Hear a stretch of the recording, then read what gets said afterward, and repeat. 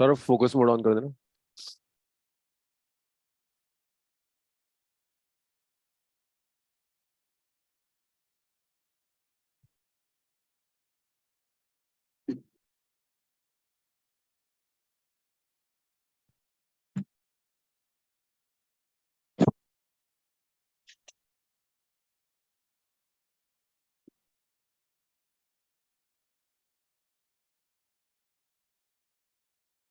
अभी मेरी आवाज आ रही है आप लोगों को?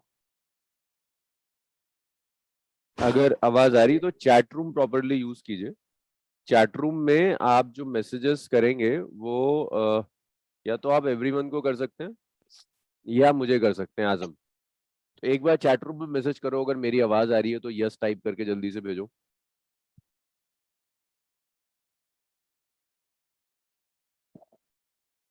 अरे जल्दी जल्दी करो, इतने से बच्चों ने करा है, 15-20 ने, इतने सारे बैठे हुए हो। वैसे तुम लोग क्लास में बैठे बैठे भी तुम्हारे मोबाइल चलते रहते हैं, मैं कह रहा हूँ टाइप करने के लिए तो वो नहीं हो पा रहा। सर बहुत लेट लग रहा है।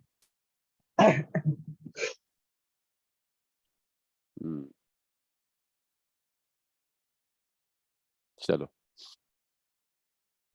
कल जो हमारी क्लास थी लॉज ऑफ मोशन, हमने स्टार्ट कर दिया था। और लॉज ऑफ मोशन के अंदर हम कितना कर चुके थे?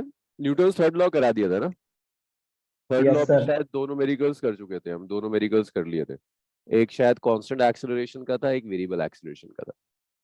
नेक्स्ट जो टॉपिक है that is conservation of momentum.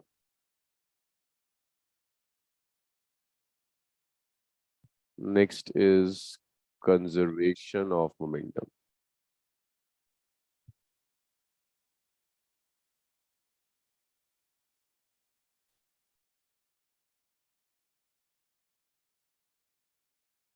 भाई देखिए, कंजर्वेशन ऑफ मोमेंटम का क्या मतलब है।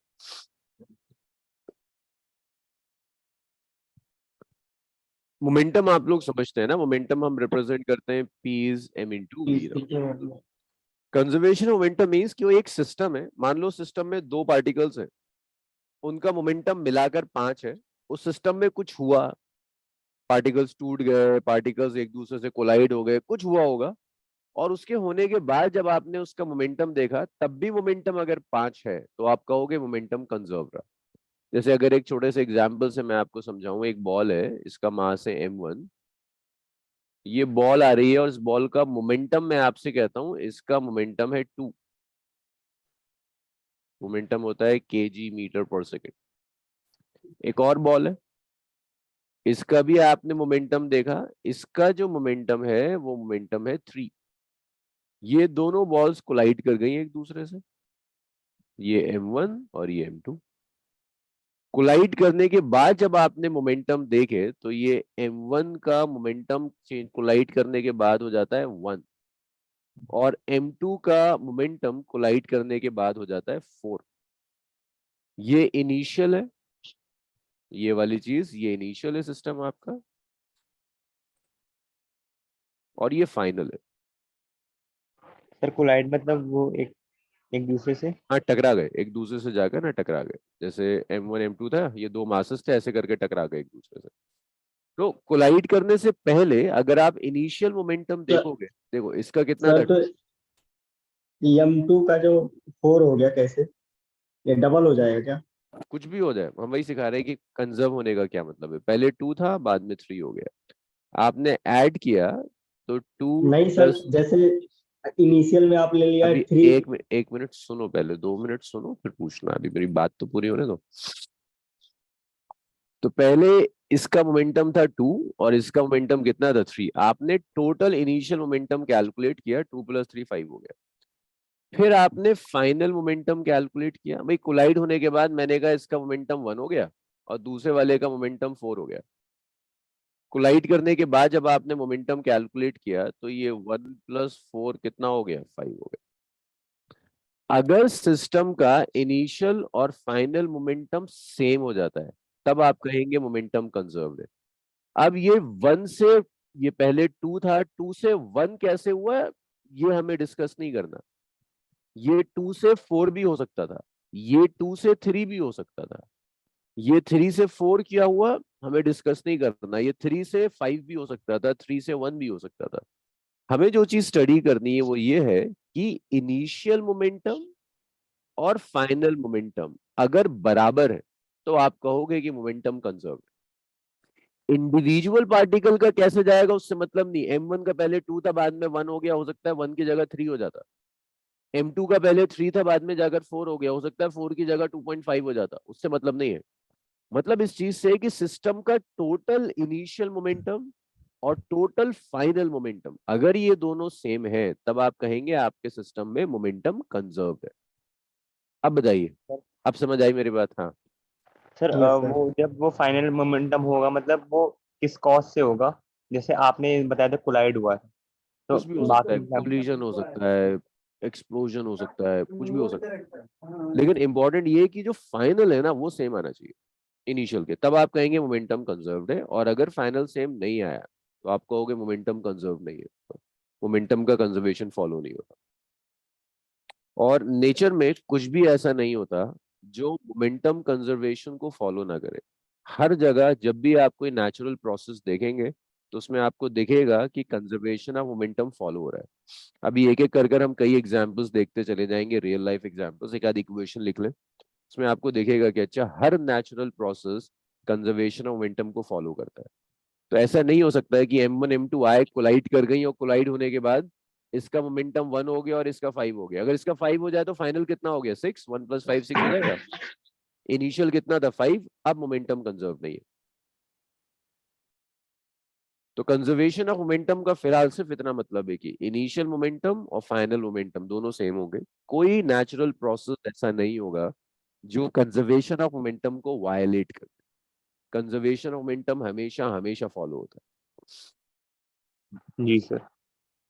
अब मैथमेटिकली इस चीज को कैसे देखते हैं, देखो वो कहता है अगर आपके पास एक सिस्टम है जो सिस्टम आइसोलेटेड है, मतलब ये प्रूफ करना है कि मोमेंटम कंजर्व्ड होता है, मैथमेटिकली प्रूफ करना है कि आपके पास एक सिस्टम है और उस सिस्टम को आप कहोगे कि वो आपका आइसोलेटेड सिस्टम है।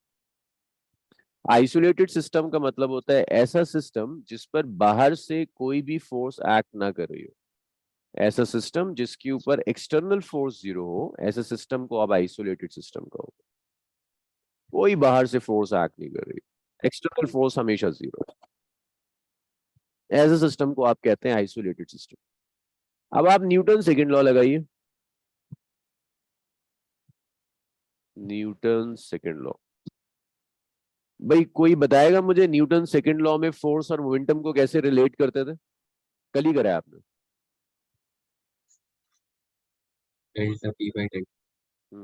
एक्सटर्नल जो फोर्स होगी that is rate of change of momentum, है ना? चेंज ऑफ एक्सटर्नल जो फोर्स होगी that is rate of change of momentum. अगर एक्सटर्नल फोर्स 0 है इसका मतलब है कि rate of change of momentum 0 है। Rate of change of momentum 0 है, किसी भी क्वांटिटी का डेरिवेटिव 0 कब आ सकता है, जब वो क्वांटिटी कांस्टेंट हो जाए। अगर मैं कहता हूं किसी क्वांटिटी को डिफरेंशिएट करने पर 0 आ रहा है तो उसका सीधा सा मतलब ये होता है कि वो क्वांटिटी कैसी है, कांस्टेंट। तो ये छोटा सा प्रूफ है law of conservation of momentum का। उस प्रूफ में आप क्या यूज कर रहे हो, आप ऐसे सिस्टम ले रहे हो जिस पर आप बाहर से कोई फोर्स नहीं लगाते। अगर आप बाहर से कोई फोर्स नहीं लगाएंगे तो मोमेंटम कांस्टेंट रहेगा। मोमेंटम कांस्टेंट होने का सिर्फ इतना मतलब है कि जो इनिशियल मोमेंटम होगा वही एग्जैक्टली फाइनल मोमेंटम के बराबर होगा। इनिशियल और फाइनल मोमेंटम हमेशा सेम आएगा। This is conservation of momentum.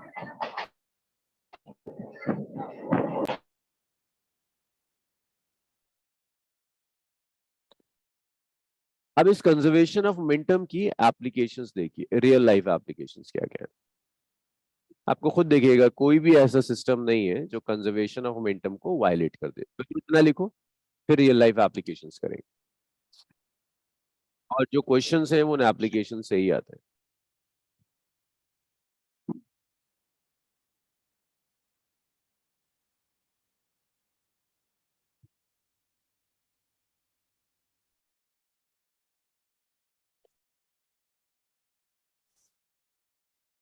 Sir एक बार एफ एक्सटर्नल वाला समराइज कर दीजिए। हम्म। देखिए एफ एक्सटर्नल का मतलब है अगर आपके पास एक ऐसा सिस्टम है जिस सिस्टम में बाहर से कोई फोर्स एक्ट नहीं कर रही, कोई एक्सटर्नल फोर्स काम नहीं कर रही, means F external is zero. ऐसे सिस्टम का जो मोमेंटम होगा वो मोमेंटम कांस्टेंट होता है, मोमेंटम चेंज नहीं करता। और उसको कैसे प्रूव करते हैं, न्यूटन सेकंड लॉ कहता है एक्सटर्नल फोर्स है rate of change of momentum. आप कह रहे हो external force zero, that means rate of change of momentum कितना है, जीरो। किसी भी चीज को डिफरेंशिएट करने पर जीरो आ रहा है, इसका क्या मतलब है कि वो चीज कैसी है, कांस्टेंट। कांस्टेंट। एक्सटर्नल जीरो होने का मतलब momentum constant. Constant means initial और फाइनल मोमेंटम सेम।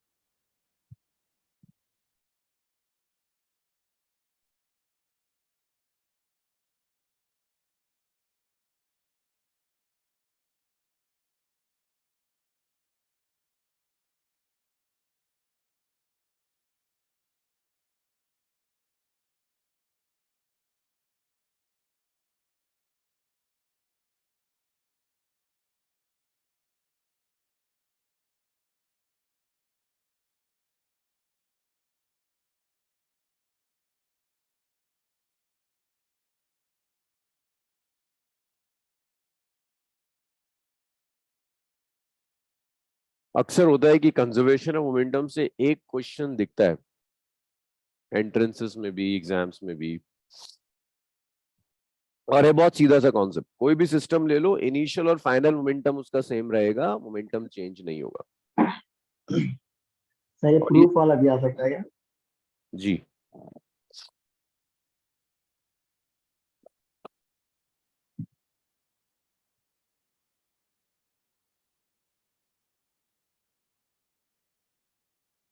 प्रूफ में है ही क्या, एक ही तो step, F external is DP by D T is zero, इसका मतलब बी कांस्टेंट हो गया।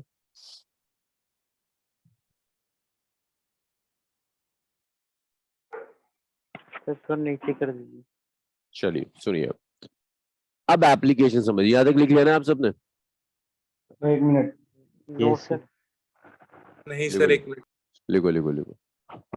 सर इसके ऊपर वाला दिखा दीजिए।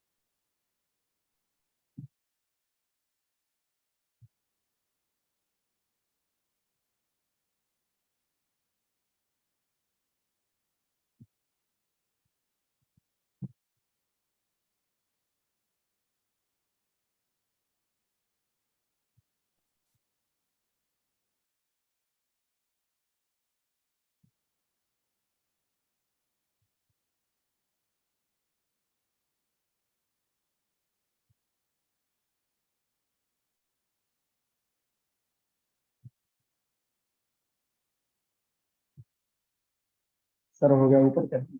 चलिए अब देखिए एप्लीकेशंस, इसमें दो एप्लीकेशंस हैं जहां से क्वेश्चंस दिखते हैं आपको। पहली एप्लीकेशन है रिक्वाइल ऑफ गन।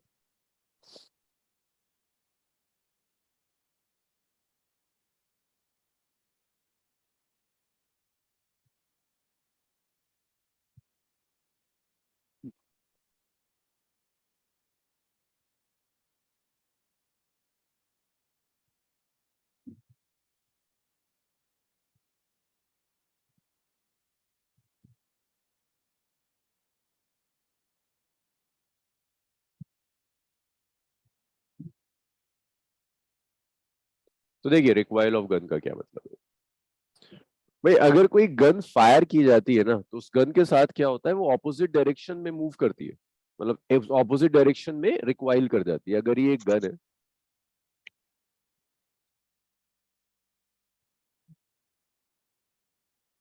ये बुलेट एक, अभी ये बुलेट गन से कनेक्टेड है, मींस गन को अभी फायर नहीं किया।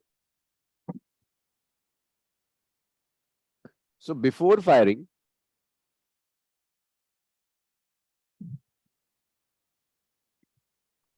गन भी रेस्ट में थी, बुलेट भी रेस्ट में थी, आपके सिस्टम का जो इनिशियल मोमेंटम था वो जीरो था। दोनों रेस्ट में, गन भी मूव नहीं कर रही, बुलेट भी मूव नहीं कर रही, तो इनिशियल मोमेंटम जीरो होगा। जब एक बार गन को फायर कर दिया जाता है, after firing,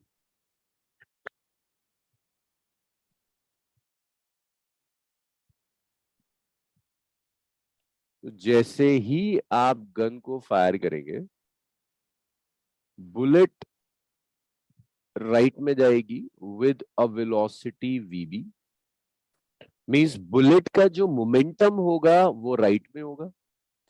gun opposite direction में जाएगी विद अ वेलोसिटी वीजी। ऐसे होता है ना, अगर गन को फायर किया, बुलेट आगे जाएगी, गन पीछे की डायरेक्शन में रिकॉइल होती है। तो आपको इसमें इस एप्लीकेशन में कैलकुलेट करना होता है कि गन जिस वेलोसिटी से रिकॉइल हो रही है, जिस वेलोसिटी से पीछे जाती है, वो वेलोसिटी आपको कैलकुलेट करनी है। ये आसान सा काम आपसे करवा लेता है। कहता है बुलेट आगे जा रही है, गन पीछे जा रही है, जिस वेलोसिटी से गन पीछे जाएगी वो वेलोसिटी कैलकुलेट करके बता दो, उसको रिक्वाइल वेलोसिटी ऑफ गन कहते हैं। तो ये जो वीजी है, इसी वीजी को आप कहते हैं this is recoil velocity of gun. यही है रिक्वाइल वेलोसिटी ऑफ गन। तो देखो इस काम को आप कैसे करेंगे, आपको पता है इनिशियल मोमेंटम जीरो था, अब आप गन का फाइनल मोमेंटम कैलकुलेट कीजिए। फाइनल मोमेंटम क्या होगा, बुलेट का मास अगर हम स्मॉल एम ले लेते हैं, small M is mass of bullet,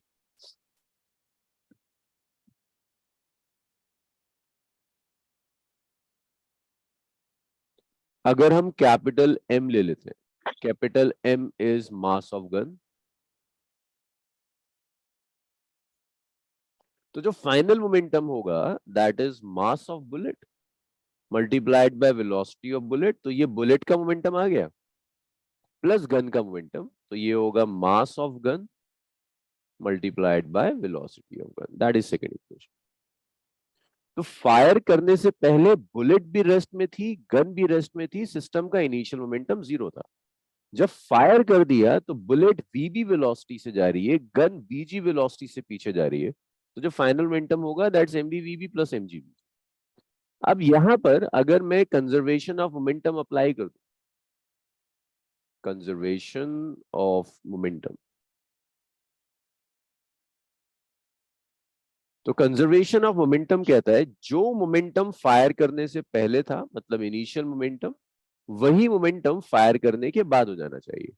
initial momentum कितना था, zero.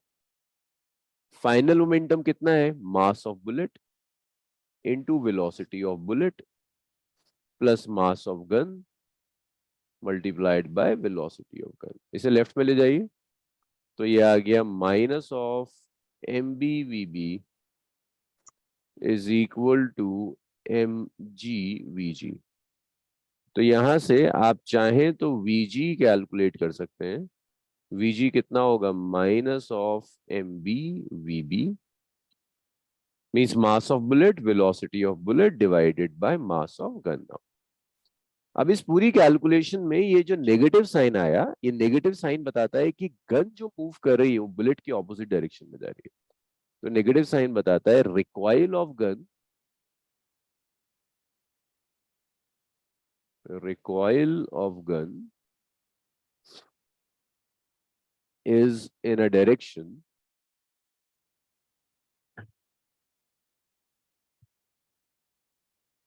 opposite to bullet। Sir हाँ बताइए। सर एमजीवीजी को भी तो नेगेटिव हो सकता था वो। फिर ये पॉजिटिव हो जाएगा। अगर आप एमजीवीजी को नेगेटिव लेंगे, किसे नेगेटिव लेने को कह रहे हैं आप, एमजीवीजी को आपको तो अभी पता ही नहीं कहाँ जाएगा। मैं यही प्रूफ करने की कोशिश कर रहा हूँ कि गन बुलेट की ऑपोजिट डायरेक्शन में जाएगी।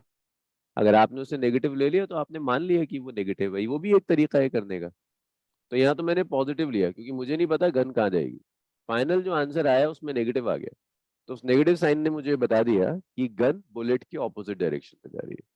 तो ये दो तरीके हैं। एक ये तरीका है कि आप लॉजिकली ये मान लो कि गन पीछे जा रही है। अगर आपने मान लिया गन पीछे जा रही है, इसे आप नेगेटिव ले लीजिए, यहाँ पॉजिटिव साइन आएगा।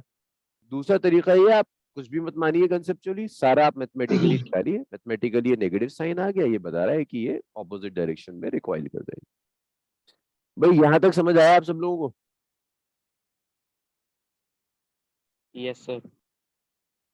हाँ जी, यहाँ तक क्लियर हुआ सबका? चलिए, यस सर। अब इसके बाद ये तो बहुत इजी हो जाता है, मतलब ये क्लास 9th में भी ऐसी चीजें दी हुई है।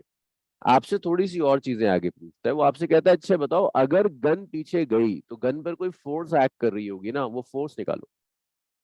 वो आपसे कहता है अच्छा एक काम करो, फोर्स निकालो। तो सर फोर्स तो हम हमारे हाथ से लगेगा तो आगे जाए, फोर्स हम आगे की तरफ लगाएंगे ना। गन आगे गई बाबू या पीछे गई है? सर गन तो पीछे जाएगी, लेकिन हम अब जब उस पर बुलेट बुलेट से प्रूफ बुलेट बुलेट से आगे करेंगे, मतलब बुलेट, तो उससे सर आगे तो जाएगी, बुलेट आगे जा रही है, गन पीछे आ रही है, तो उसमें फोर्स हमारी हमारी तरफ लगेगा या बुलेट की तरफ लगेगा। पहले इसी में तुमसे कहता हूँ, तुम एक बार सवाल सुना करो, है ना। Force on gun by bullet. तुम नहीं लगा रहे गन पर फोर्स, कौन लगा रहा है? बुलेट लगा रही है। बुलेट। अगर गन पीछे आई है ना, तो पीछे फोर्स किसने अप्लाई हम्म। करी होगी? बुलेट ने अप्लाई करी होगी, वही फोर्स बुलेट में। तुम्हें कैलकुलेट कर दी। हाँ? अब वो फोर्स तुम कैसे कैलकुलेट करोगे? भाई फोर्स कैलकुलेट करने के लिए कल हमने लिखा था, force is change in momentum divided yes by sir. Time. Time change in momentum आएगा final momentum minus minus initial momentum divided by जो भी टाइम लगा। तो अब देखो, फाइनल मोमेंटम जो होगा गन का, फाइनल मोमेंटम होगा मास of gun multiplied bye required velocity of gun. Initial momentum क्या होगा गन का? जो जीरो था। और डेल्टा टी का मतलब है गन के मोमेंटम में चेंज होने में जो टाइम लगा, वो टाइम डेल्टा टी है। और वो टाइम क्या होता है? जितने टाइम में एक बुलेट फायर की जाती है। लेट्स से गन ने एक बुलेट फायर करी 1 सेकंड, तो एक बुलेट फायर करने में गन के मोमेंटम में चेंज आएगा। तो ये जो डेल्टा टी हम यहाँ यूज कर रहे हैं, that delta T is time taken to fire one bullet. Time taken to fire one bullet, एक बुलेट फायर करने में जो टाइम लगा होगा उस टाइम को आप डेल्टा टी कहते हैं। That is the time taken to fire one bullet. और उतने ही टाइम में गन के मोमेंटम में चेंज आया। भाई गन रिकॉइल कब हुई? जब एक बुलेट फायर हो गई। तो गन के रिकॉइल करने में कितना वक्त लगा? जितना एक बुलेट फायर करने में वक्त लगा, वो डेल्टा टी होगा। तो क्वेश्चन में जब फोर्स पूछेगा तो आपको इतना डेटा देगा कि आप वहां से एटलीस्ट ये कैलकुलेट कर पाए कि एक बुलेट फायर करने में कितना टाइम लगता है। इसे लिखिए, फिर इसके ऊपर क्वेश्चंस करते हैं, फिर एक आध एप्लीकेशन और देखेंगे। The first application.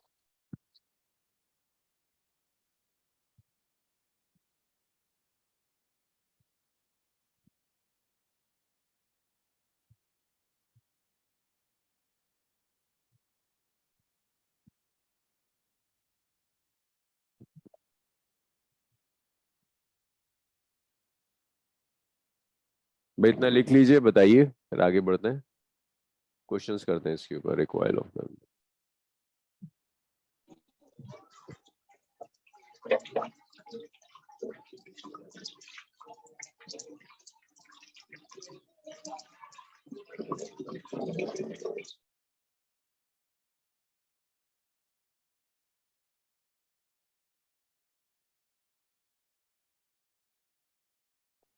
नहीं दिलशाद, मैं पीडीएफ नहीं भेजूंगा, नोट्स बनाइए प्रॉपर। Okay sir. इसका पीडीएफ जनरेट नहीं हो पाएगा। मैं इसका लिंक भेज सकता हूँ, बट बहुत हैवी फाइल होती है वो, यूजुअली ना उसको मोबाइल फोन पे खोलना मुश्किल हो जाता है। वैसे भी अगर आप नोट्स नहीं लेंगे तो कुछ समझ में नहीं आएगा बाद में। प्रॉपर नोट्स लीजिए, इसीलिए तो इतना टाइम दे रहा हूँ लिखने के लिए। यस सर, कर रहा हूँ।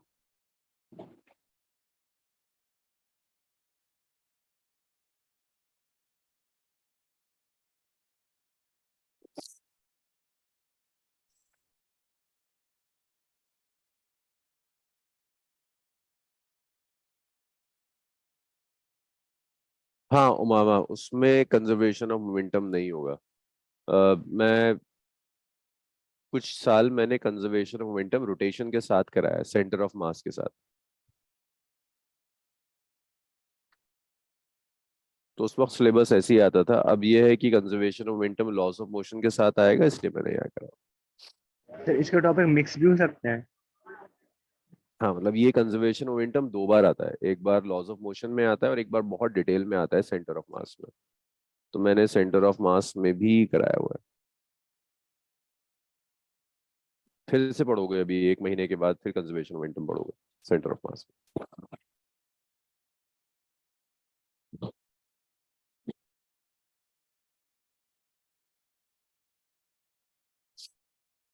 सर ये एक बार फाइनल वाला बता दीजिए।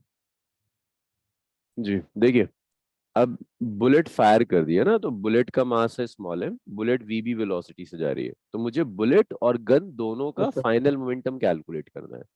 तो फाइनल कैसे कैलकुलेट करेंगे? जी। बुलेट का मोमेंटम लेंगे, गन का मोमेंटम लेंगे और दोनों को ऐड कर देंगे। तो बुलेट का मोमेंटम कैसे आएगा? बुलेट का mass into velocity of bullet.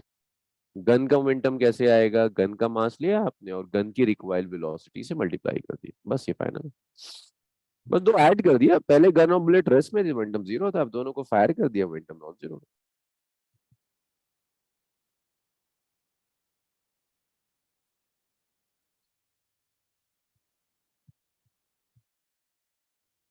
Sir ऊपर कर दीजिए।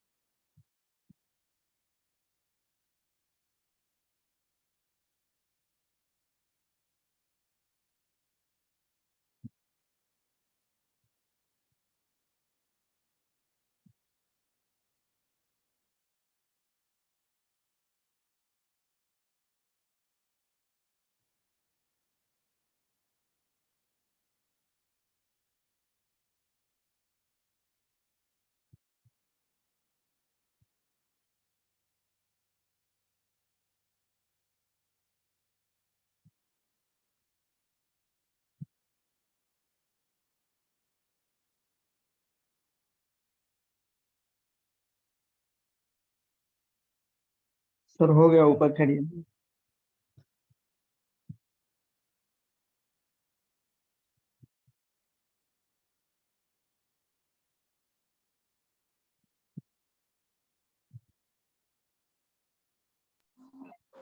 सर हो गया।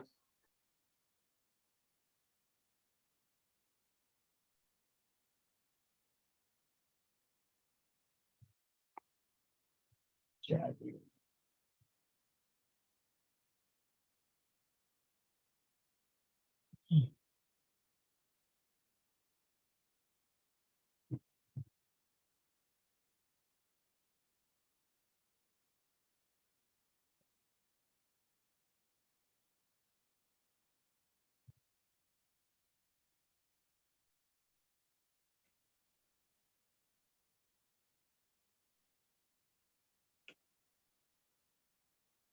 भाई लिख लिया होगा आप लोगों ने ना?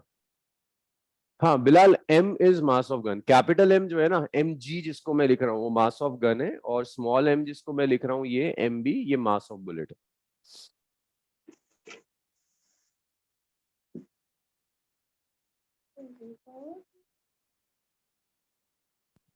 इतना तो लिख डाला होगा आप लोगों ने। Yes sir. सर एक minute.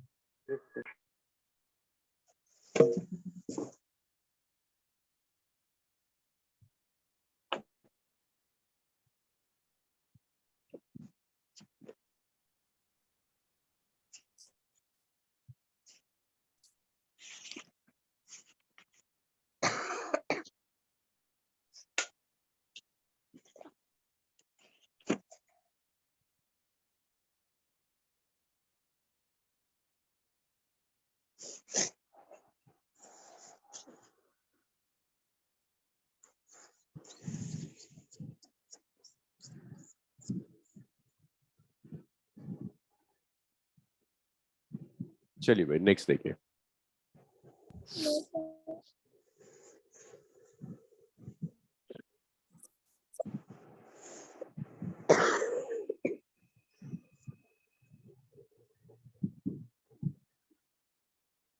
a gun of mass 10 kg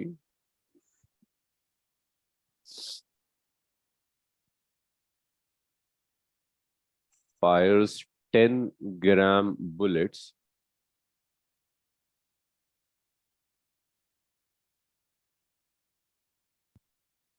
at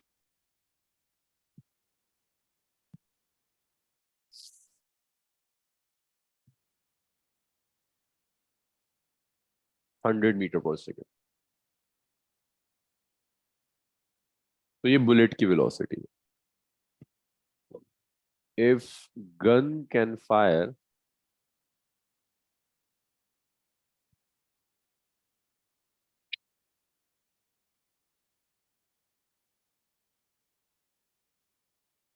10 bullets per second,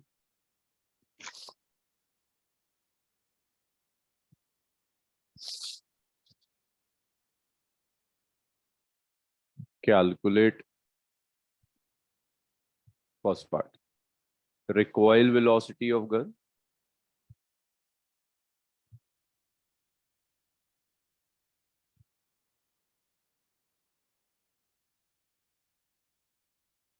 एक तो गन की रिकॉइल वेलोसिटी कैलकुलेट करनी है, second part force on gun by bullet.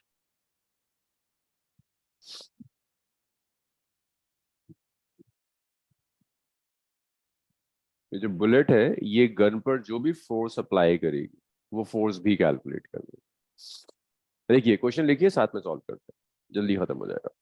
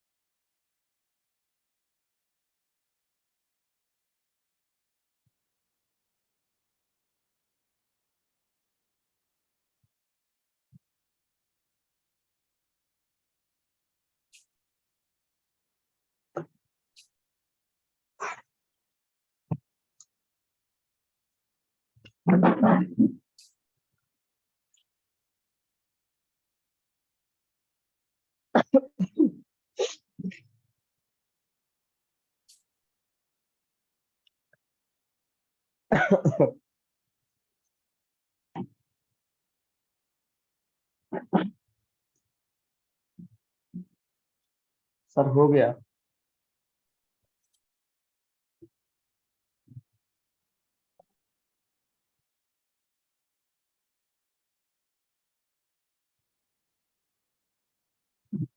चलो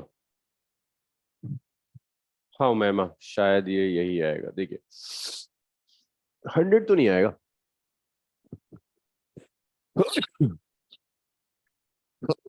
देखो आपको क्या गिवन है, मास ऑफ गन गिवन है 10 kg,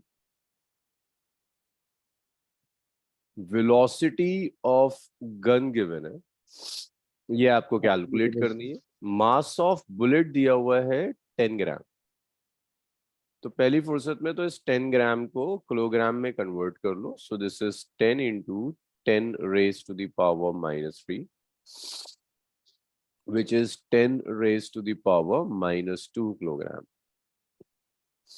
वेलोसिटी ऑफ बुलेट दी हुई है आपको, दिस इज 100 मीटर पर सेकेंड। आपको वीजी कैलकुलेट करना है। तो देखो आप ऐसे लिख सकते हो कि जो इनिशियल मोमेंटम होगा that is exactly equal to final momentum.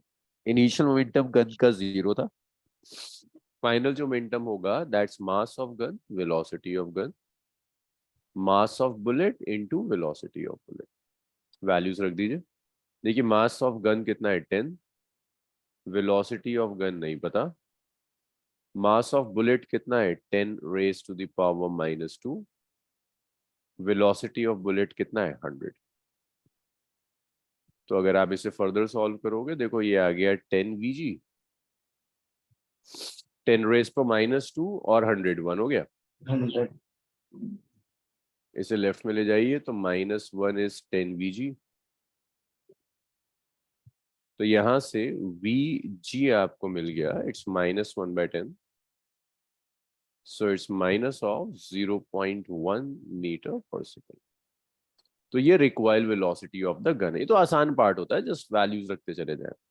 थोड़ा सा जो टाइम चाहिए होता है वो फोर्स ऑन गन लगता है। तो देखो फोर्स ऑन गन के लिए जो रिलेशन था वो था change in momentum divided by time. Delta time.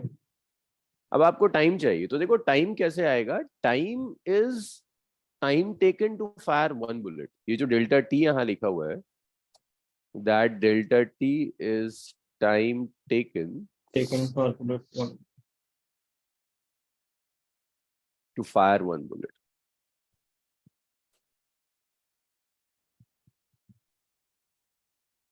One bullet, हाँ, एक बुलेट को फायर करने में जो टाइम लगेगा वो डेल्टा टी है। कैसे निकालोगे? देखो उसने दिया है 10 बुलेट्स पर सेकेंड, कि 10 बुलेट फायर करने में 1 सेकेंड का टाइम लगता है।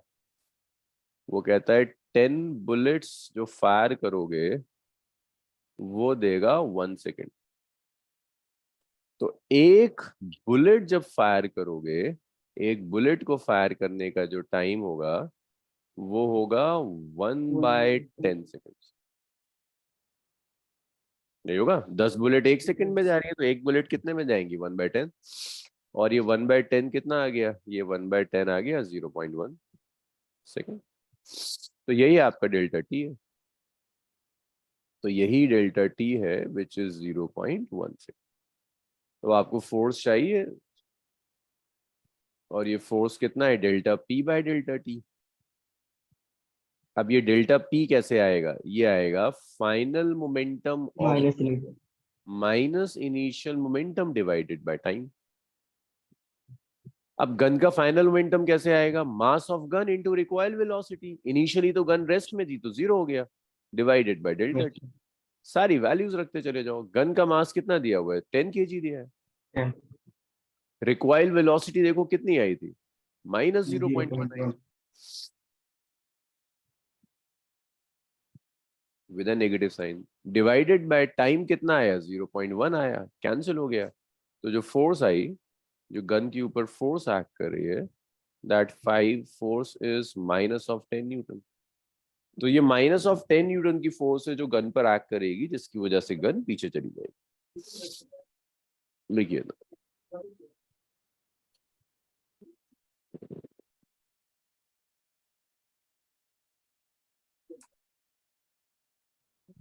सर फोर्स की हमेशा वैल्यू माइनस नहीं आएगी? हाँ, माइनस में आएगी क्योंकि ऑपोजिट डायरेक्शन में जा रहा है।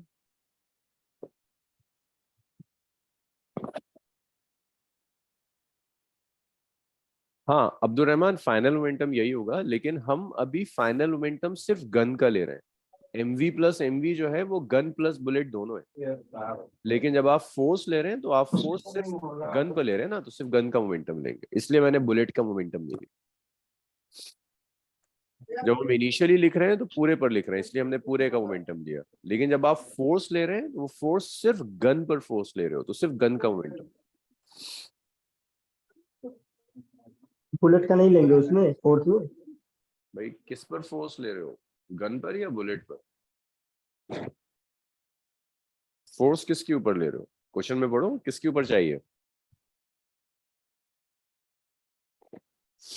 गन पर फोर्स चाहिए ना? दोबारा बता दीजिए प्लीज। जी, सेकंड वाला। सेकंड वाला देखिए, आपको फोर्स चाहिए जो गन के ऊपर एक्ट कर रही है। तो फोर्स क्या होता है? Change in momentum of gun divided by time taken to fire one bullet. Yes sir. आप मोमेंटम किसका ले रहे हो? गन पे फोर्स ले रहे हो, तो मोमेंटम भी आप गन का लोगे।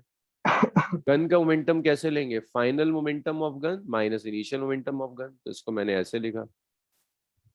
लेकिन मुझे सबसे पहले चाहिए एक बुलेट फायर करने का टाइम। ये जो डेल्टा टी है, that is time taken to fire one bullet. उसने क्वेश्चन में क्या दिया था? उसने क्वेश्चन में दिया था 10 बुलेट फायर करनी है, उसमें 1 सेकंड लग रहा है। एक बुलेट फायर करने में 1/10 0.1 सेकेंड्स लगेगा, तो डेल्टा टी आ गया 0.1 सेकेंड्स। आपको चाहिए डेल्टा पी। डेल्टा पी कैसे निकालोगे? देखो, गन का फाइनल मोमेंटम माइनस गन का इनिशियल मोमेंटम। गन का मोमेंटम कैसे आएगा? मास of gun multiplied by velocity of gun. Mass of gun कितना है? 10 kg। वेलोसिटी ऑफ गन हमने अभी कैलकुलेट की थी, रिक्वायर्ड वेलोसिटी -0.1। तो ये आ गया यहाँ पर। इनिशियली गन रेस्ट में थी, तो गन का इनिशियल मोमेंटम 0 होगा, इसलिए ये 0 आ गया। डेल्टा टी एक बुलेट फायर करने का टाइम है 0.1 माइनस 10। हाँ सामी, हुआ? जी सर। जिस ऑब्जेक्ट पर फोर्स लोगे उस ऑब्जेक्ट का मोमेंटम लेना है। जब गन पर फोर्स ले रहे हो तो गन का मोमेंटम लोगे, जब बुलेट पर फोर्स लोगे तो बुलेट का मोमेंटम लोगे।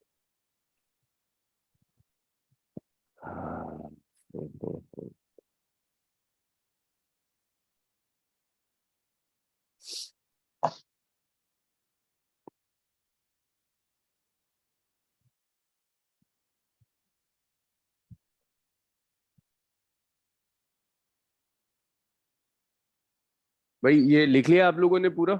नेक्स्ट टॉपिक पे चले सर वो Yes, फर्स्ट sir. वाला नहीं, जी। फर्स्ट वाला सर। अच्छा,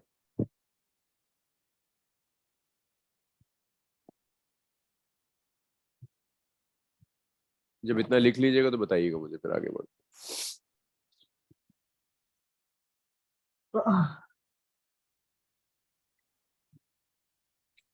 सर वो सेकंड पार्ट में एफ सी क्या है? कहाँ पर? सेकंड पार्ट में F C. Force on gun, F C नहीं, एफ जी है, फोर्स ऑन गन।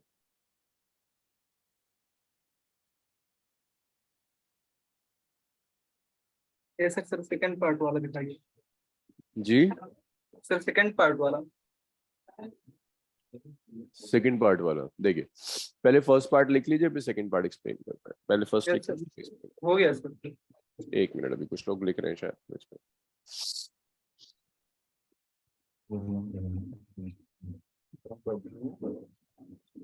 अरे यार,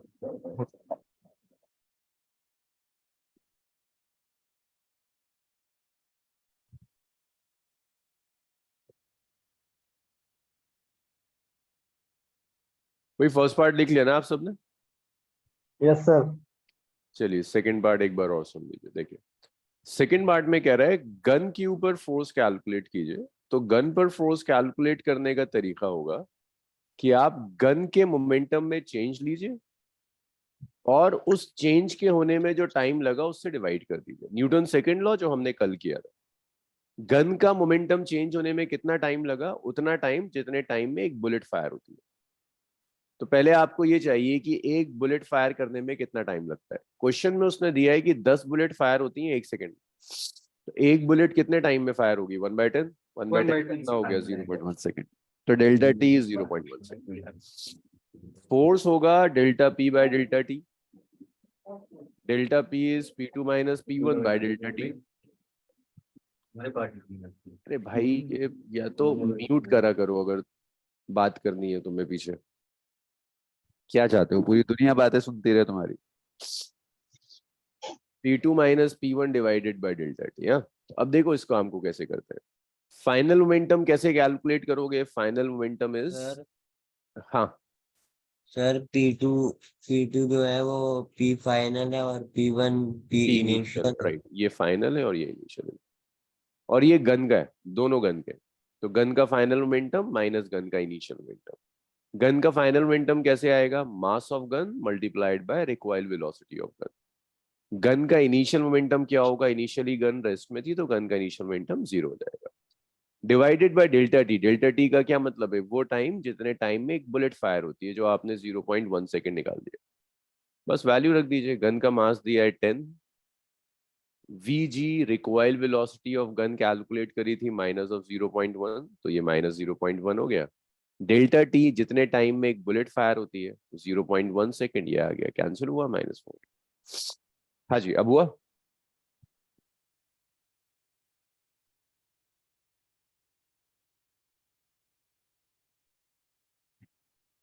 conservation of momentum Bilal, recoil of gun is controlled by the conservation of momentum.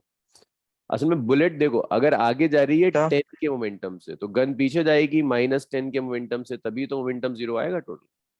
It's controlled by the conservation momentum. Sir अगर कोई object rest पे होता है तो हम यही ये जनरल बात है कि इसकी इनिशियल मतलब मोमेंटम जीरो ही होता हाँ है। बिल्कुल, अगर एक रेस्ट में है तो वेलोसिटी जीरो है, मोमेंटम होता है मास इनटू वेलोसिटी। एक बात क्वेश्चन है एजर्शन रीजन का इस पे पिछले साल के हाफ ईयरली में, तो ये ट्रू स्टेटमेंट हो गया हमेशा ना। अब ऑब्जर्वर देख लेना, है ना, अगर ऑब्जर्वर ग्राउंड पर है और उस ऑब्जर्वर की रिस्पेक्ट में एक ऑब्जेक्ट रेस्ट में है, तो वेलोसिटी कितनी होगी बताओ। तुम ग्राउंड पर खड़े हो और ग्राउंड की रिस्पेक्ट में एक ऑब्जेक्ट रेस्ट में है, तो वेलोसिटी कितनी है? जीरो।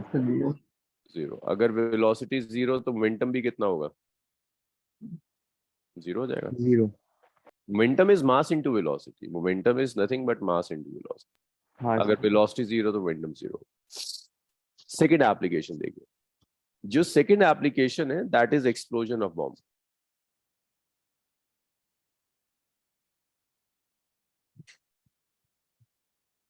अब ये एक्सप्लोजन ऑफ बॉम्ब से कोई थियोरिटिकल क्वेश्चन नहीं आता, न्यूमेरिकल्स आते हैं। कभी एक्सप्लोजन ऑफ बॉम्ब यूज करता है, कभी एक्सप्लोजन ऑफ रॉक यूज करता है। तो देखो, एक्सप्लोजन ऑफ बॉम्ब और एक्सप्लोजन ऑफ रॉक का क्या लॉजिक है।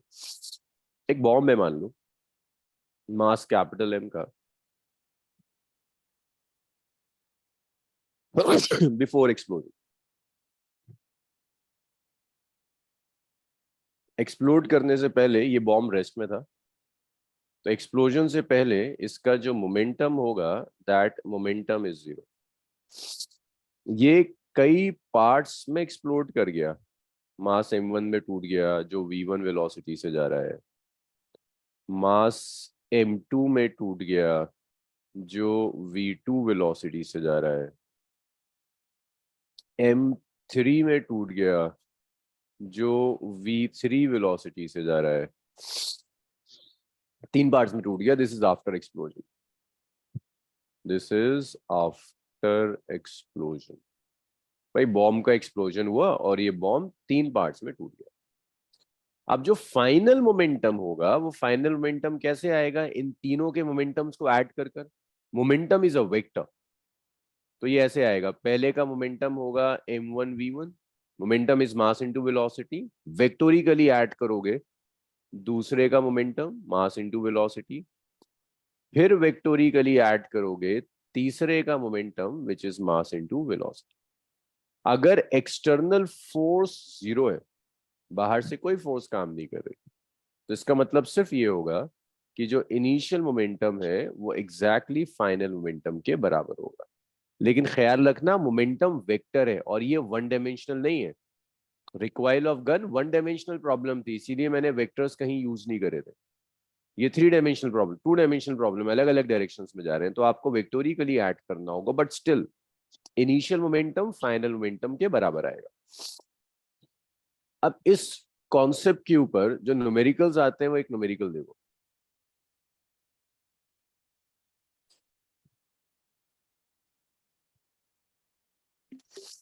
जैसे ये एक क्वेश्चन है जो बहुत आया हुआ है।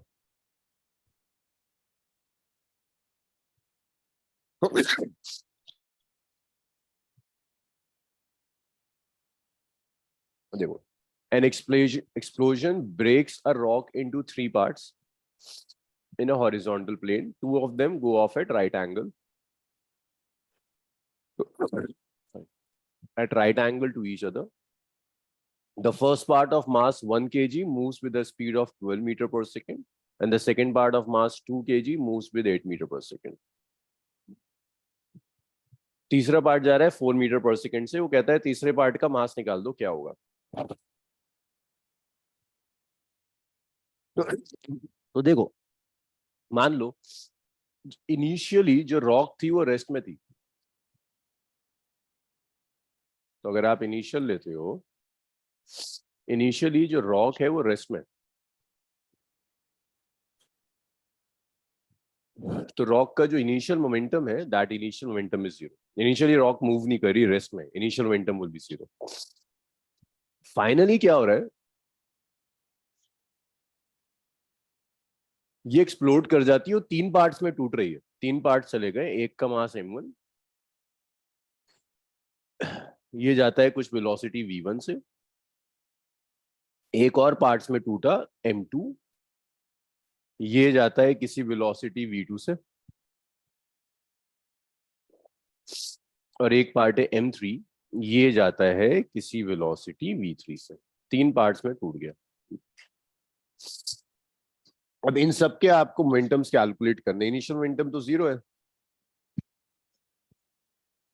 फाइनल जो मोमेंटम है that is m1v1 plus m2v2 plus m3v3। अगर आप कंजर्वेशन ऑफ मोमेंट, और मैं इसको ऐसे लिखता हूं कि जो फाइनल मोमेंटम है that is momentum of first particle plus momentum of second particle plus momentum of third particle. अब ये आपको बताया फर्स्ट पार्टिकल मोमेंटम ये होगा, सेकंड पार्टिकल का मोमेंटम ये होगा, थर्ड का ये होगा। अब एक एक चीज देखो क्या गिवन है। First part of mass 1 kg means m1 कितना दिया है 1 kg। 1 कहीं लिख कर रख लेते हैं m1 is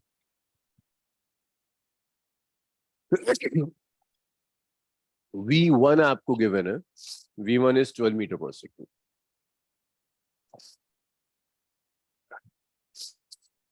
m2 2 kg second particle का जो मास है 2 kg।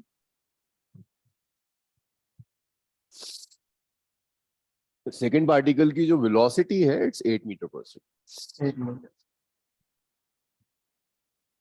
थर्ड पार्टिकल की वेलोसिटी दी हुई कितनी है 4 मीटर पर सेकेंड। आपसे वाह। श्री पूछा है, तो देखो उसके लिए क्या करेंगे भाई, कंजर्वेशन ऑफ मोमेंटम लगा दो। इनिशियल मोमेंटम किसके बराबर होगा फाइनल मोमेंटम के। इनिशियल मोमेंटम कितना था 0, फाइनल मोमेंटम क्या है p1 plus p2 plus p3। p3 को लेफ्ट में ले जाओ तो ये क्या आ गया -3, में लेफ्ट में जाएगा नेगेटिव हो जाएगा, इस p1 प्लस p2। अब ये बताओ p1 और p2 को जब तुम ऐड कर रहे हो इट्स एन अलजेब्रिक सम और vector sum. Vector sum. Vector sum के लिए एंगल पता होना चाहिए, तो देखो एंगल कितना दिया है p1 और p2 के बीच में। सर 90 सर 90 अब आप सिर्फ इतना कर दीजिए, दोनों साइड आप मॉडुलस ले लीजिए, मुझे तो मैग्नीट्यूड से मतलब है। पॉजिटिव करना है इसमें। मैग्नीट्यूड मॉडुलस वेक्टर्स है ना, पैरेललोग्राम लॉ लगाएंगे तो हम मैग्नीट्यूड कैलकुलेट कर रहे हैं। Okay sir. तो ये तो p3 का मैग्नीट्यूड आ गया p3। p1 प्लस p2 के मैग्नीट्यूड के लिए वेक्टोरिकली ऐड करना होगा, पैरेललोग्राम लॉ यूज करना होगा, p1 square p2 square two p1 p2 cos 90। cos 90 0 होता है, 90 क्यों ले रहे हैं, उसने दिया हुआ है परपेंडिकुलर है, तो यहाँ से p3 आ गया, p3 क्या आ गया root over p1 square p1 square cos plus p2। p2 square. देखिए cos 90 तो 0 हो जाएगा, खत्म हो जाएगा। अब मुझे रूट हटाना है, दोनों साइड स्क्वायर करना पड़ेगा, तो p3 का square is p1 square plus p2 square. या मत करो, p3 तो चाहिए, ऐसे रख लेते हैं। अब सबकी वैल्यू रख दो भाई, p3 क्या होगा, p3 होगा m3v3, p1 क्या होगा m1v1, और इसका स्क्वायर कर देते हैं। p2 क्या होगा m2v2, इसका स्क्वायर कर देते हैं। वैल्यू रखते चले जाओ। देखो m3 कितना है, थर्ड पार्टिकल का मास तो नहीं पता, m3 तो कैलकुलेट करना है। v3 कितना है, देखो v3 लिखा 4 है, मीटर v3 पर कितना है? Second. 4 metre. Root over m1 कितना है, sir 1 m1 is 1, v1 is 12, तो 1 इंटू 12 स्क्वायर। m2 कितना है, देखो 2 और v2 8। तो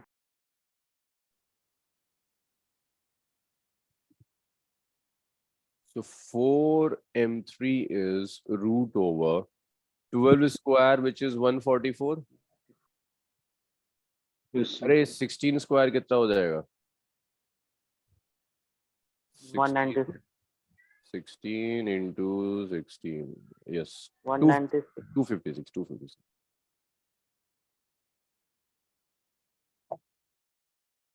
256 और 44 कितना हो गया? 400। Yes, sir.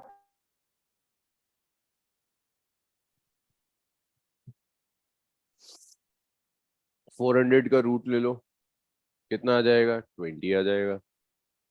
M3 ले लो, M3 कितना आ जाएगा? 20/4 आ जाएगा। 5 20/4 कितना हो जाएगा? 5 5 हो जाएगा। 5 किलो का वेट है तीसरे वाले पार्टिकल। लेंदी है, टफ नहीं है, और ये वो क्वेश्चन है जो खूब रिपीट होता है स्कूल एग्जाम्स के अंदर। एंट्रेंस ये नीट का क्वेश्चन है, ये स्कूल एग्जाम्स में बहुत कॉमन है, आता चला जाता है। अब यहाँ से आप लिखना शुरू कीजिए।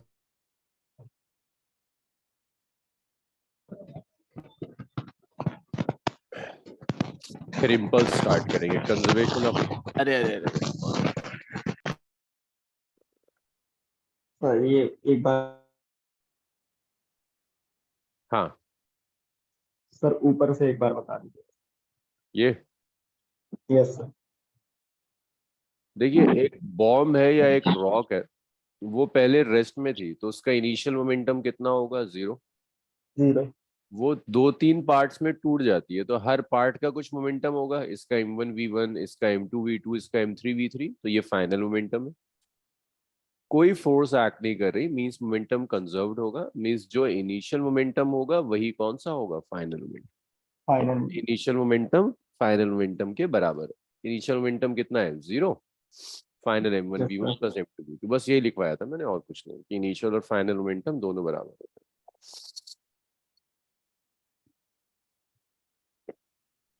सर ऊपर कर दो। हैं। हाँ, बस इसके ऊपर कुछ नहीं है, यहीं से तो शुरू किया था। वो तो लास्ट रिकॉइल ऑफ गन वाला आ जाएगा।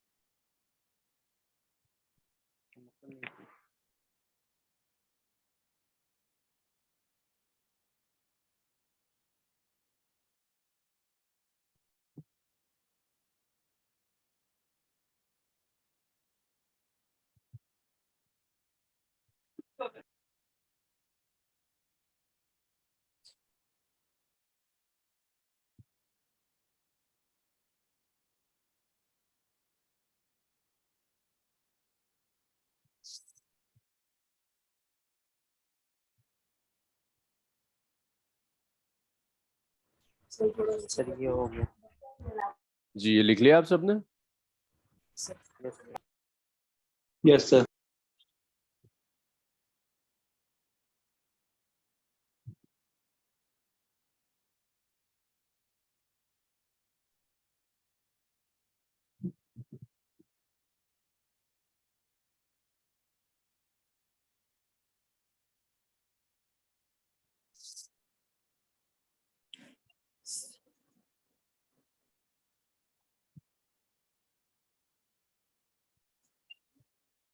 सर हम्म थोड़ा सर ऊपर करना सर।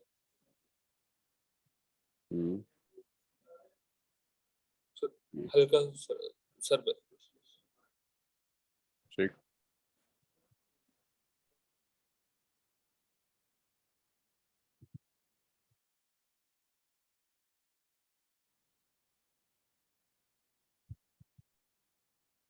हाँ, बिलाल कुछ पूछ रहा है। Launch of rocket also an application of conservation of momentum. हाँ Bilal, it's an application of conservation of momentum. Rocket में क्या होता है? गैसेस इजेक्ट होती हैं, गैसेस पीछे जाती हैं, जितने मोमेंटम से उतने मोमेंटम से रॉकेट आगे जाता है। जैसे रिकॉइल सर ऑफ उसमें भी सर उसमें भी माइनस में आएगा ना मास। मास क्यों माइनस आएगा? वेलोसिटी माइनस आएगी ना। नहीं सर, तो जैसे गन, हाँ मतलब ये क्या मतलब बुलेट जो अरे फायर होगी मतलब पीछे आएगी ना, गैस उसका पीछे होगा तो मास भी तो।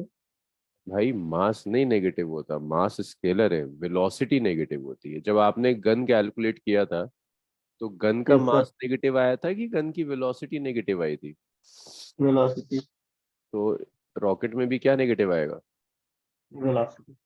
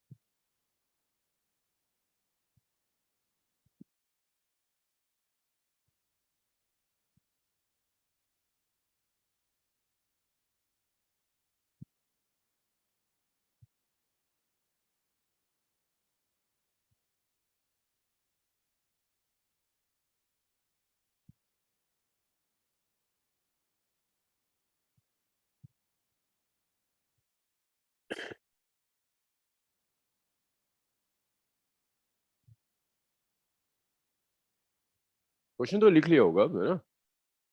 Yes sir. एक मिनट। Yes sir.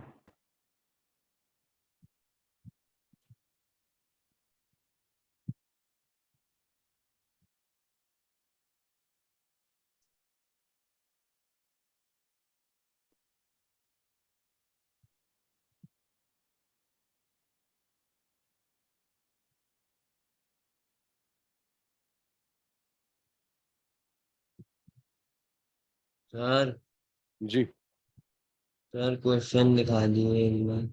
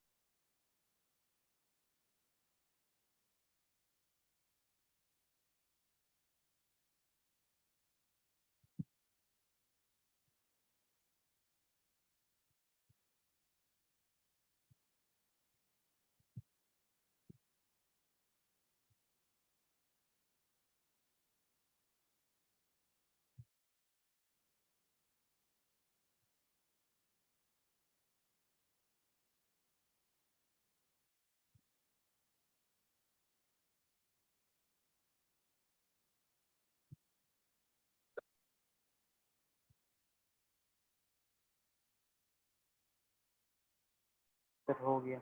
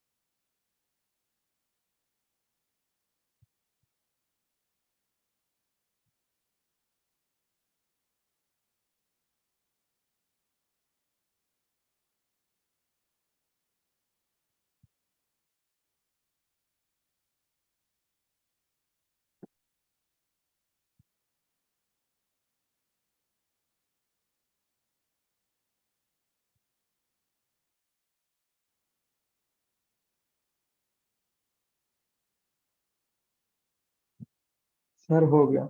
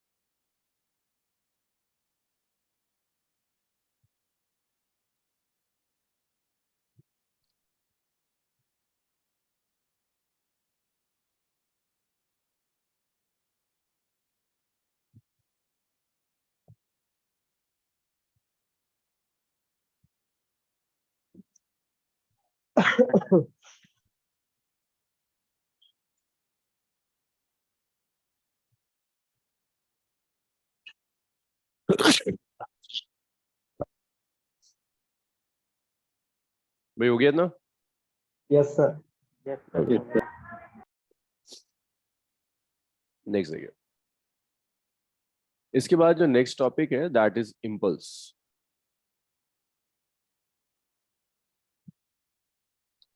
देखिए, इम्पल्स समझने के लिए पहले एक छोटा सा कॉन्सेप्ट समझिए, the concept of impulsive force.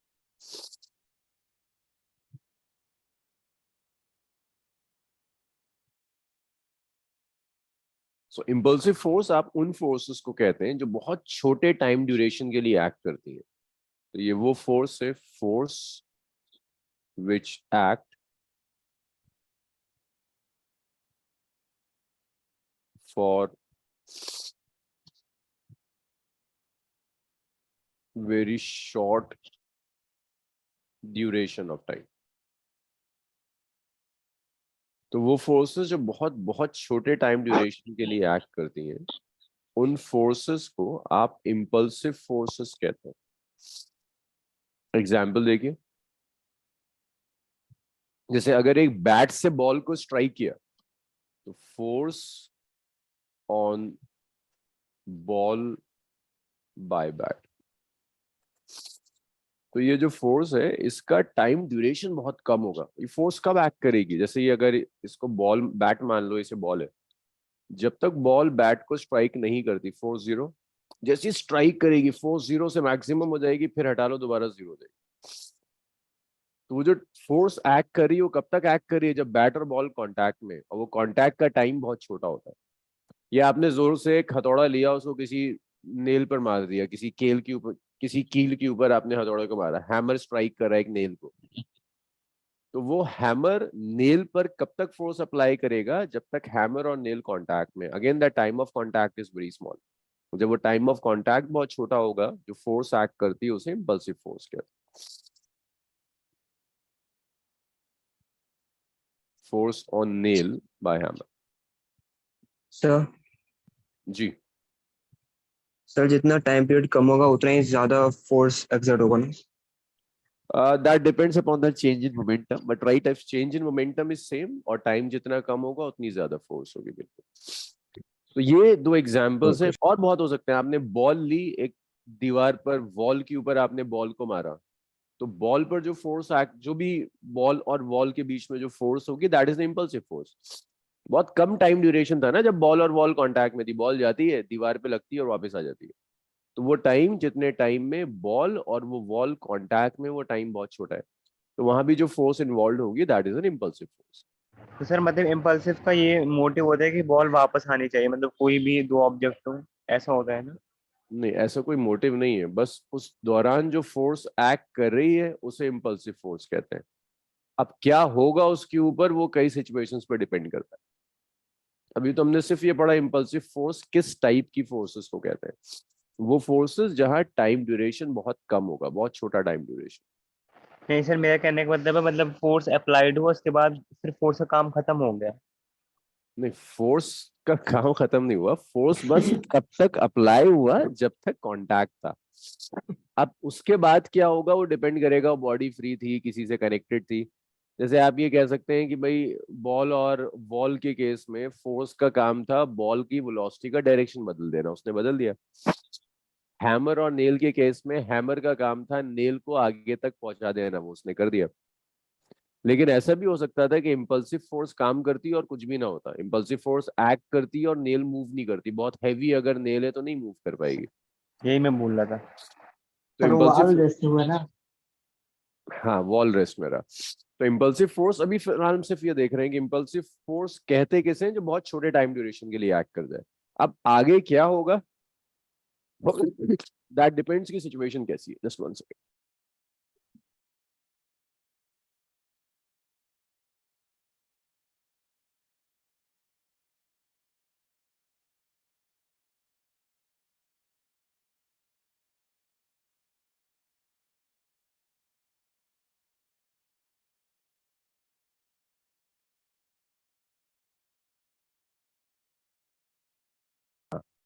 अब इम्पल्स क्या होता है? इम्पल्सिव फोर्सेस बहुत छोटे इफेक्ट के लिए एक्ट करती हैं, जो छोटे टाइम के लिए एक्ट करती हैं।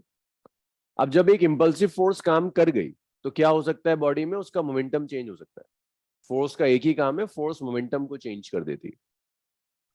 तो जो टोटल इफेक्ट है इम्पल्सिव फोर्स का, उसे हम इम्पल्स के थ्रू मेजर करते हैं। Impulse is the effect of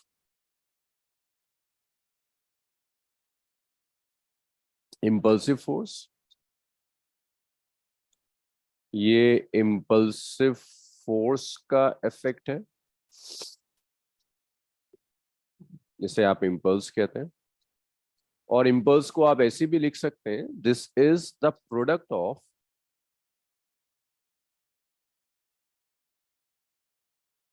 average force. ये डेफिनेशन है इम्पल्स की, ऐसे इम्पल्स को डिफाइन किया जाता है, average force and time of contact. Average force और जितने टाइम के लिए फोर्स कांटेक्ट में रही, उसको जब आप प्रोडक्ट करोगे तब आपको जो मिलेगा that is known as impulse.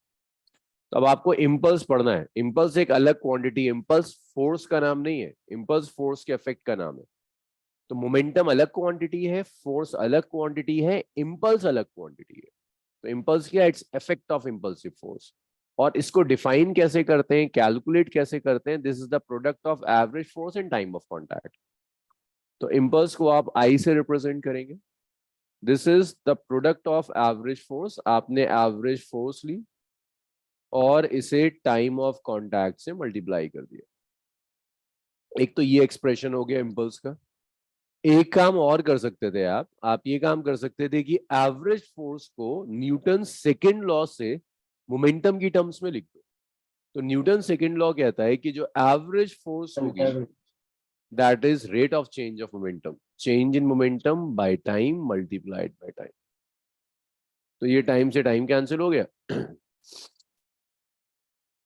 Impulse आ गया। तो इम्पल्स क्या होगा? It's delta P no. और डेल्टा पी का मतलब है final momentum minus initial momentum. Initial तो जब आप मोमेंट इम्पल्स की प्रॉब्लम सॉल्व करेंगे तो दो रिलेशंस आप यूज करेंगे। एक तो ये यूज करेंगे which is average force multiply by delta T, way delta T is time of contact. दूसरा आप यूज करोगे this is final momentum minus initial momentum. Final और इनिशियल मोमेंटम का जो डिफरेंस होगा वो आपको इम्पल्स देगा।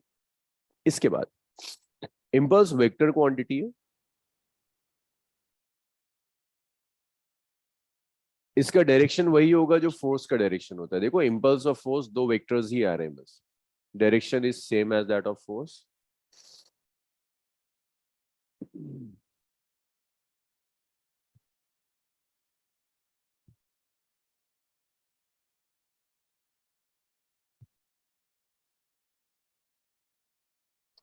इम्पल्स की जब तुम एसआई यूनिट लोगे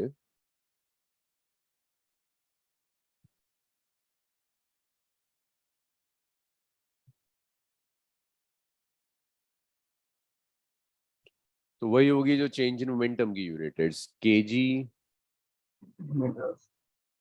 पर सेकेंड।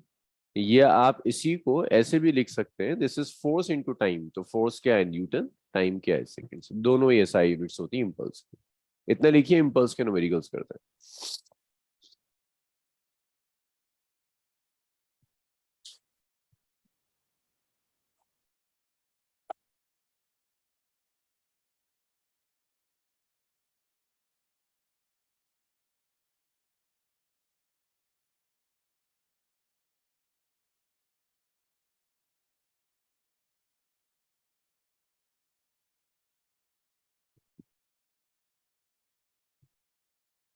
जब आप लोग इतना लिख लें तो बताइएगा।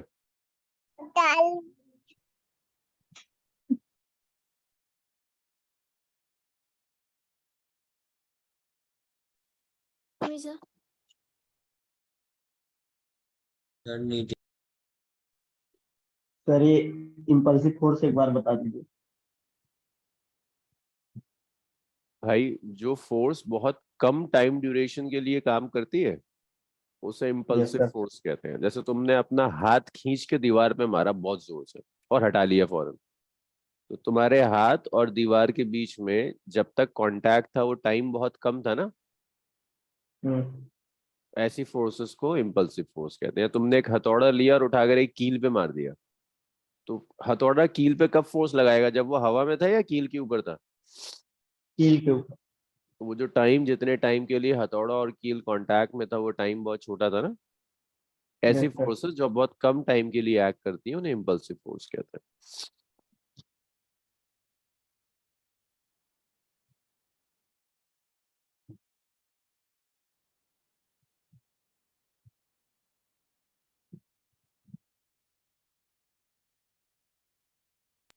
सर मुझे हम्म रुक जाओ।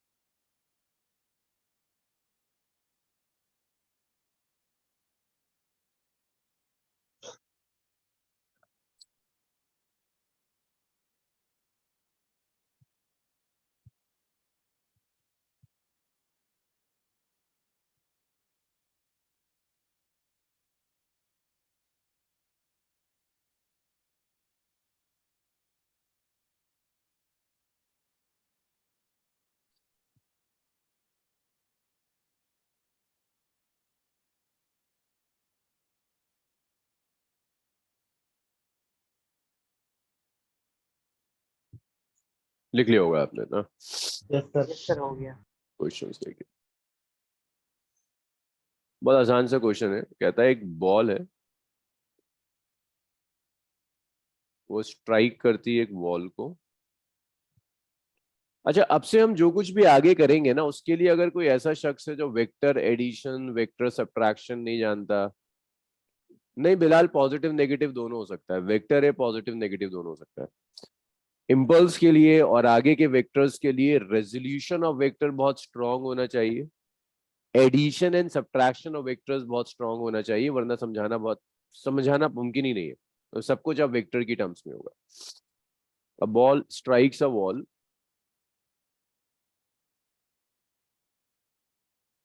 and rebound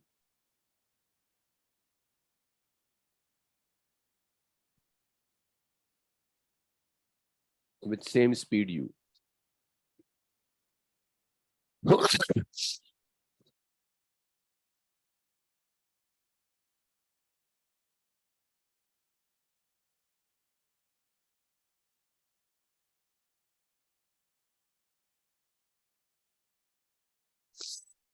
Calculate impulse of ball. तो देखिए, ये बॉल है, बॉल का मास m है, ये u वेलोसिटी से जाती है, बॉल वॉल को स्ट्राइक करती है और वापस आ जाती है, u वेलोसिटी से बाहर आ जाती है। वेलोसिटी का डायरेक्शन देखो चेंज हो रहा है, वो कह रहा है इम्पल्स निकालो। तो इम्पल्स के लिए सबसे आसान जो रिलेशन होता है यूज करना, that is change in momentum. So it's simply final momentum minus initial momentum. Sir M हाँ, तो अगर आप बॉल का इनिशियल मोमेंटम लोगे तो मास कितना है m, velocity u, M U हो गया। इनिशियल मोमेंटम किस डायरेक्शन में, पॉजिटिव एक्स एक्सिस के अलोंग, तो यूनिट वेक्टर आई कैप हो गया। जब आप फाइनल मोमेंटम लेंगे, सो देखो मास जीरो m, मैग्नीट्यूड अब भी u है। अब बताओगे डायरेक्शन क्या है, पॉजिटिव एक्स या negative x? Sir negative. Negative. तो क्या यूज करेंगे? माइनस आई कैप। तो जब आप इम्पल्स लोगे फाइनल माइनस इनिशियल, तो ये है minus M U I cap, यही ना? माइनस साइन से मल्टीप्लाई कर दो, minus M U I cap आ गया, माइनस इनिशियल मोमेंटम। इनिशियल कितना? M U I cap. भाई तुम में से जो लोग कल इंटीग्रेशन भूले हुए थे, अगर आप इसी तरह से वेक्टर भूले हुए हैं तो ये पूरा चैप्टर चला जाएगा। आई कैप, तो ये आ जाएगा M U minus two M U I. ये इम्पल्स का रिलेशन। तो हमेशा ये final momentum minus initial momentum और वेक्टोरिकली सबट्रैक्ट करना है। लिखिए, इसका एक वेरिएशन और है, वो भी करता है। इसको लिखिए। अच्छा, अब तो टाइम हो जाएगा, इसको करो। मैं 2 क्वेश्चंस होमवर्क में दे रहा हूँ। इम्पल्स खत्म हो गया। कल फिर सर एक हम, बार ये ठीक से बताइए सर। ये क्या हो रहा है आज तुम्हें? तुम पूरा समझने के बाद फिर कहते हो शुरू से शुरू करो। बताओ कहाँ नहीं सर समझ आया तुम्हें? सर ये यहाँ से डायरेक्शन वाला समझ में सर, ये यहाँ पॉजिटिव पे जो एक्स मतलब एक्सिस जानते हो? Yes sir. Positive X axis के लॉन्ग यूनिट वेक्टर क्या होता है? Sir I. हाँ, तो देखो इनिशियल मोमेंटम पॉजिटिव एक्स के लॉन्ग था, तो आई कैप से मल्टीप्लाई कर दिया। Yes sir. फाइनल कहाँ जा रहा है? Positive x negative x, sir negative. तो माइनस आई कैप से मल्टीप्लाई कर दिया। Yes sir. Final minus initial किया, इसमें से इसे सबट्रैक्ट कर दी। पहले इसे लिखा, फिर इनिशियल को लिखा, तो कितना हो गया? Minus two M U I cap. Sir ji बताइए। सर इसे वेक्टर सब्ट्रैक्शन से नहीं कर सकते? 1 डायमेंशनल मोशन है, क्यों जिंदगी टफ कर रहे हो? एंगल 0 डिग्री होगा, फिर यही आएगा। A square plus B square minus 2 A B cos 0 आएगा, तो यही आंसर। देखो एंगल कितना होगा? एक वेक्टर यहाँ जा रहा है, एक वेक्टर यहाँ जा रहा है। बताओगे एंगल कितना है दोनों में? 180। सर 180।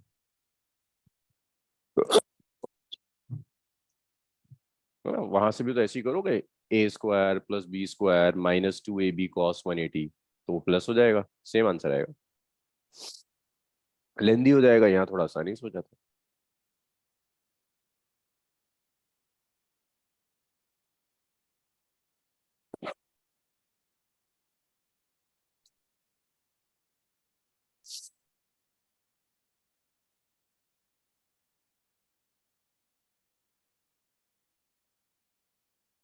चलिए इसको आज यहीं छोड़ेंगे। कल फिर सेम टाइम पर क्लास होगी। कल शायद मैं टाइम ड्यूरेशन 2 घंटे रखूं क्लास का। कल हम स्टार्ट कर देंगे फोर्सेस, पुली वगैरह की जो प्रॉब्लम्स आती हैं लॉज ऑफ मोशन में, वो कल। हाँ उमैमा, वेक्टर हटा सकते हैं, कोई परेशानी नहीं है, तब भी यही आएगा। साइन कन्वेंशन यूज कर लीजिए, किसी एक साइड को पॉजिटिव ले लीजिए, ऑपोजिट नेगेटिव हो जाएगा। तो ये पॉजिटिव होगा, ये नेगेटिव होगा, माइनस 2 एम यू आएगा, बस आई कैप नहीं आएगा। चॉइस ऐसे भी कर सकते हैं। चलिए आज इसे यहीं छोड़ते हैं, कल कंटिन्यू करेंगे। चलो ओके, अल्लाह हाफिज। कुछ क्वेश्चंस